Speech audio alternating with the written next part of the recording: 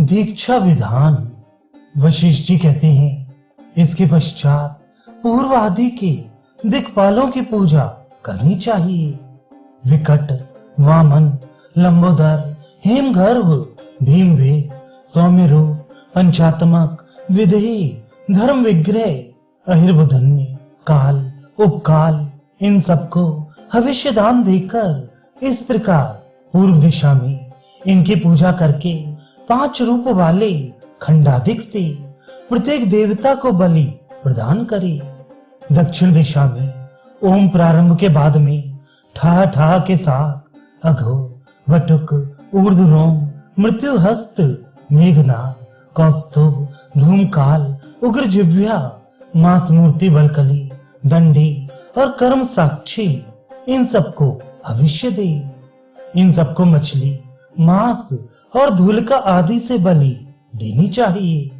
तदनंतर पश्चिम दिशा में सूर्य मूर्ति, गुहाशय, टंकपान, महाबल, वायु भक्ष, पंचमूर्ति, अग्निपाश, पशुपति, महापाश, कृष्ण वेह, आमोघ और अच्युत, इन्हें ओम प्रारंभ में और बाद में ठा ठा के साथ बलि प्रदान करे।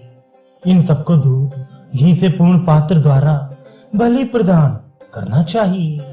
उत्तर दिशा में शिखलिंग, योगेश्वर, त्रिशाखा, शतकेतु, पंचशिख, सहस्त्रकिरण, स्वर्ण केतु, पद्म केतु, यज्ञ रूप, भुवनाधिपति, पद्मनाभ, इन सबको प्रारंभ में ओम और बाद में ठा ठा के साथ भविष्य दे। इन्हें सोने, चांदी और वस्त्र द्वारा बलि प्रदान करनी चाहिए। हे राजन, इस प्रकार शास्त्रों में कही गई पूजा को जो व्यक्ति करता है, उस मनुष्य की प्रारंभ की हुई समस्त क्रियाएं स्वर्ग और पृथ्वी लोक में सफल होती हैं। सूर्य के पूजा निवेदन में और कोई शास्त्र उपदिष्ट नहीं है। हे राजन, समस्त वेदों से संकलित पुराणों में कही गई इस पूजा को अन्य तंत्रों को जानने वाले जो कोई लोग मूर्खता पूर्वक करते हैं, उनकी भक्ति और श्रद्धा का फल इस मंत्र से नहीं मिलता। इस निरंतर पाप नाश करने वाले शास्त्र का अध्ययन करना चाहिए। यह पुराण आयु, आरोग्य, विजय, यश और कीर्ति प्रदान करने वाला है। इन समस्त दिक्पालों की पूजा संपन्न करके पुनः आगे कहे जाने वाले मंत्रों द्वारा घी अथवा खीर सहित 5-5 आहुतियां एक एक को देना। पूर्व दिशा में क्षिति के लिए विकट को, अक्षिति के लिए चामन को, वैविध के लिए लंबोदर को, सहत के लिए हेमगर्भ को, सवर्ग के लिए विदेही को, स्थिर के लिए भीमवेग को, शांति के लिए सौम्यरथ को, सर्वहर के लिए पंचात्मक को, अजरूप के लिए धर्म विग्रह को, निरवर के लिए अहिर्बुधन्य को, मनु के लिए काल को, किन्नर के लिए उपकाल को, प्रारंभ में ओम और बाद में ठा ठा के उच्चारण के साथ भविष्य देनी चाहिए। दक्षिण दिशा में संस्तुत के लिए अघोर को, अनंत के लिए वड़वा मुख को, कृद्ध के लिए ऊर्ध्वरोमा को, सम के लिए मृत्युहस्त को, अनंत जिह्वा के लिए मेघनाथ को, स्फुरित के लिए कौस्तुभ को, क्रूर के लिए धर्मकाल को, समूनवाड़ के लिए उग्र जिह्वा को,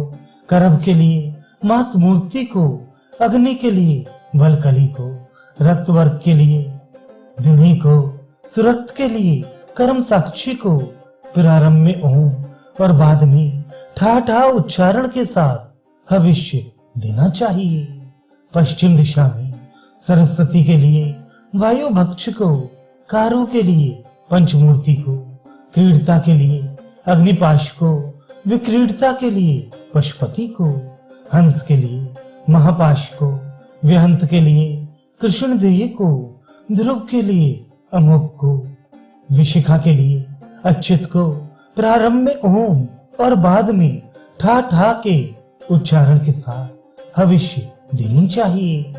उत्तर में सवित्र के लिए शिखलिंग को, मध्यगत के लिए पंचशिख को, कनिष्ठ के लिए सहस्त्र किरण को, सर वैराग्य के लिए पद्म केतु को, कातर के लिए यज्ञ रूप को, युग के लिए भुवनाधिप को, अनंत शक्ति के लिए पद्म नाभ को प्रारंभ में ओम और बाद में ठा ठा उच्चारण के साथ हविष्य देनी चाहिए।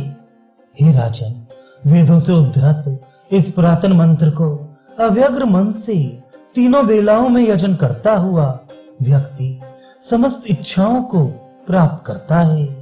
यही सर्वश्रेष्ठ ज्ञान है, यही निष्कल कर्म योग है। इसे मैंने तुम्हें उसी प्रकार दिया जैसे सांब को भगवान सूर्य ने दिया था। सर्वप्रथम दिशाओं और दिक्पालों को बलि प्रदान करी, उनका होम करके तब सूर्य का आवाहन करी। देवताओं से आवृत शब्द मूर्ति वाले हे सूर्य देवता, आओ आओ मेरे इस यज्ञ को भली भांति देखो। तुम्हें देवताओं और राक्षसों के पूजनीय हो, धर्मादि वर्ग के समूह को के तुम्हें पूज्य हो। इसके पश्चात पुनः ज्ञान मंत्र से अर्चित करके विधि पूर्वक पुष्पों से समर्चन करके पुनः ये कहना चाहिए, हे देव, अपनी इच्छा अनुसार आप जाएं और पुनः आवाहन करने पर आएं। यही सर्वश्रेष्ठ सत्य है, यही सर्वश्रेष्ठ तप है, यही सर्वश्रेष्ठ देवता है जो कि सुरों और असुरों द्वारा नमस्कृत है। पुराणों में कहे गए इस शास्त्र का जो दत्त चित्त होकर पाठ करता है वह सहस्त्र किरणों वाली सूर्य देवता में विलीन हो जाता है। इसमें कोई शंका नहीं है। ये शास्त्र तीर्थों में श्रेष्ठ तीर्थ है, मंगलों का भी मंगल है, पवित्रों का भी पवित्र है और सर्वश्रेष्ठ गति है।